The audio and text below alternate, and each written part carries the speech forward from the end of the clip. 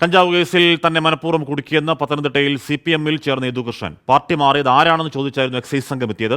ചെറിയൊരു പെറ്റി കേസാണെന്ന് പറഞ്ഞാണ് കൊണ്ടുപോയത്. കഞ്ചാവ് കേസിൽ ഉൾപ്പെട്ടുവെന്ന് വാർത്തയിലൂടെ അറിഞ്ഞതാണെന്നും യദുകൃഷ്ണൻ പറഞ്ഞു. എക്സൈസിനെതിരെ SP-ക്ക് പരാതി നൽകുമെന്നും യദുകൃഷ്ണൻ അറിയിച്ചു.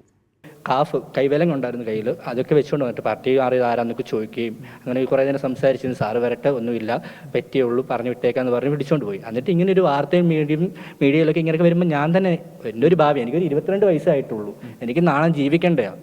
എന്നെക്കുറിച്ച് ഇങ്ങനെയൊക്കെ ഒരു വാർത്ത വന്നു കഴിഞ്ഞാൽ എനിക്ക് ജീവിക്കാൻ പറ്റുമോ? പരാതി കൊടുത്തിട്ടുണ്ട് നിയമപരമായിട്ട്. എന്തായാലും തെളിയുമല്ലോ. എൻ്റെ കയ്യിൽ അങ്ങനെ ഒരു സാധനം പിടിച്ചിട്ടില്ല. എനിക്ക് നല്ല പൂർണ്ണ വിശ്വാസമുണ്ട്. പൂർണ്ണ വിശ്വാസത്തോടെ ഇരിക്കുമ്പം എന്നെ പിടിക്കാത്തതിൻ്റെ പേര് ഞാൻ ഒരിക്കലും കുറ്റക്കാരൻ സമ്മതിക്കത്തില്ല, ഏറ്റെടുക്കത്തില്ല. അപ്പോൾ എന്തായാലും അന്വേഷണം നടക്കട്ടെ, അതിലേക്ക് അതിരും പതിരും ഒക്കെ പുറത്തു വരട്ടെ. അപ്പോൾ പ്രിയപ്പെട്ട പ്രേക്ഷകർ, നമ്മുടെ ഉച്ചവാർത്ത യാത്ര തൽക്കാലം പൂർണ്ണമാവുകയാണ്.